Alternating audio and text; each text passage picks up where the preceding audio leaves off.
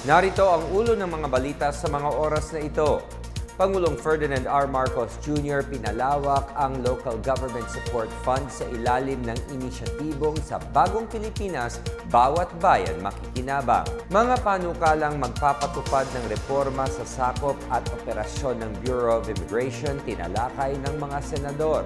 Department of Environment and Natural Resources iniutos ang slope stabilization sa sanitary landfill sa Rizal kasunod ng nangyaring pagguho ng basura sa lugar noong nakaraang Biyernes.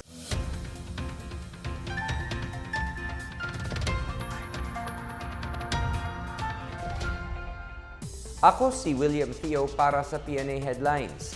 Pinangunahan ni Pangulong Ferdinand R. Marcos Jr. ang paglulunsad ng Sa Bagong Pilipinas, Bawat Bayan Makikinabang ngayong Lunes.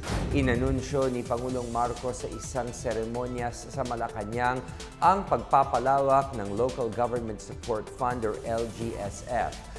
Layunin ng inisyatibong ito na iangat ang suporta ng administrasyon sa mga lokal na pamahalaan at paabutin ang mga programang prioridad ng gobyerno sa mas maraming Pilipino. Sa kanyang talumpati, tiniyak ng Pangulo na bawat sentimo mula sa kaban ng bayan ay mapapakinabangan ng bawat Pilipino. Inanunsyo niyang halos 58 billion peso ang nakalaan para sa mga pagkakagastusan sa ilalim ng LGSF.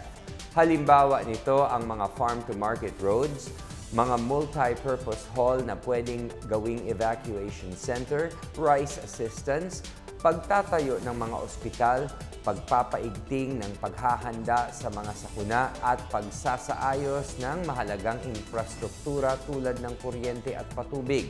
Iniutos ni Marcos na direktang ibigay sa mga LGU ang mga ilalaang pondo at pabilisin ang implementasyon ng mga proyekto. Binigyan diin niya ang kahalagahan ng pagkakaisa at koordinasyon sa pagitan ng bawat Pilipinong may papel sa pagtatayo ng bagong Pilipinas. Hinimok niya ang lahat na makibahagi sa pagpapanatili ng integridad ng pondo ng bayan. Bukod sa paglulunsad ng inisyatibo, sinaksihan ni Pangulong Marcos ang pirmahan ng Memorandum of Agreement sa pagitan ng Department of Education at mga lokal na opisyal ng mga lungsod para sa planong pagtatayo ng mga silid-aralan sa buong bansa. Tinalakay ngayong araw ng Senate Committee on Justice and Human Rights sa pangunguna ni Senador Francis Pangilinan ang mga panukala para ireforma ang Bureau of Immigration or BI.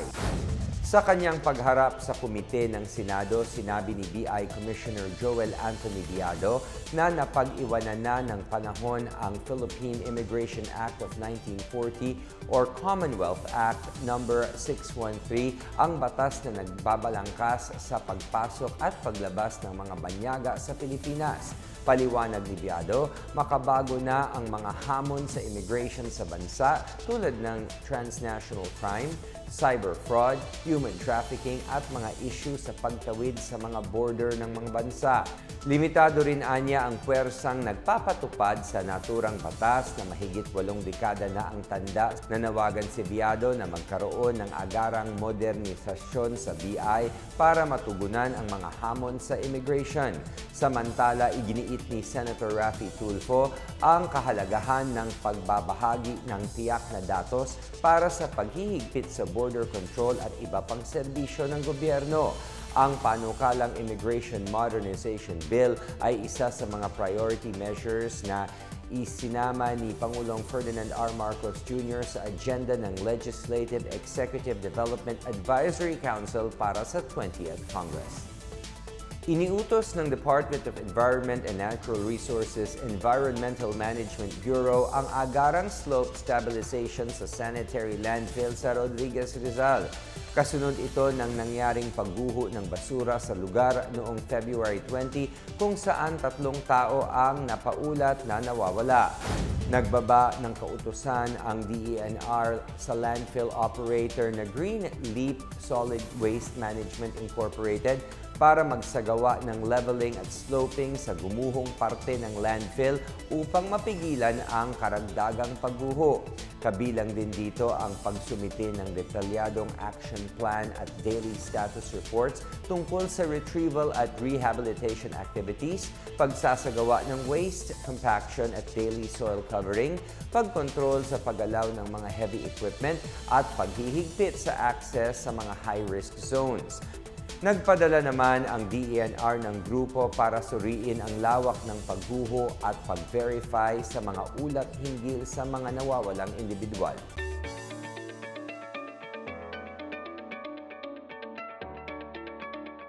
At sa balitang pangkalakalan, nakaani ng suporta ang 4 billion pesos waste-to-energy facility na planong itayo sa New Clark City, Tarlac ayon sa Bases Conversion and Development Authority o BCDA ngayong Lunes.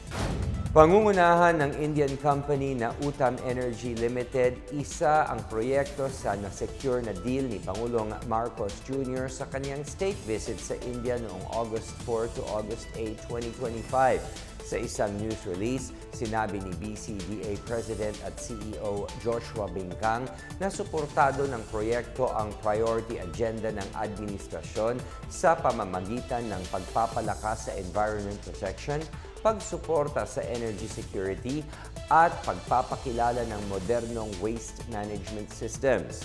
Suportado rin anya ni Environment Secretary Rafael Lutilla ang nasabing pasilidad kung saan i-a-adopt nito ang mga teknolohiyang ginamit sa Japan, Sweden, Germany, China at Singapore. Inaasahang makakapagbigay ito ng 12 megawatts ng kuryente sa pamamagitan ng pagproseso ng hanggang 600 metric tons ng basura kada araw. Samantala, nasabat ng mga otoridad ang 59.5 million pesos na halaga ng mga smuggled na sigarilyo sa magkahiwalay na operasyon sa Zamboanga Peninsula at sa Bangsamoro Province of Basilan. Sa kabuuang halaga, 55.7 million pesos ng smuggled cigarettes ang nasamsam ng Western Mindanao Naval Command or WMNC, habang ang natitirang 3.8 million naman ay nasabat ng mga pulisya. Noong February 21, naharang ng WMNC ang barkong MV Sarhana sa Marungas Island, Sulu habang nagpapatrolya. Napag-alamang mula Jolo, Sulu ang barko na karga ang 600 master cases ng assorted smuggled cigarettes na patungo sa Dipolog, Zamboanga del Norte. Sa parehong araw naman, naharang din ang MV Fatima Darsa malapit sa Little Santa Cruz, Zamboanga City na naglalaman ng 336 master cases at 45 reams ng smuggled cigarettes. Samantala, nahuli rin ng otoridad ang MV Afia Sheza sa katubigan ng Barangay Recodo sa Zamboanga City noong February 14 na may lamang 25 master cases ng mga imported na sigarilyo. Ito turn over sa Bureau of Customs Port of Zamboanga ang lahat ng nakumpiskang smuggled na produkto para sa inventory at final disposition. At yan ang pinakabago at pinakamainit na balita sa mga oras na ito, hatid sa inyo ng PNA Headlines. Para sa iba pang mga balita at impormasyon, bisitahin lamang ang aming website pna.gov.ph o ang aming Facebook at X account na Philippine News Agency. Mapapanood din ang PNA Headlines sa pamamagitan ng link sa website ng News and Information Bureau, sa ilalim ng PNA News at sa YouTube account ng Philippine News Agency. Ako po si William Theo at ito ang PNA Headlines, naghahatid ng mga balitang nagbubuklod sa bagong Pilipinas.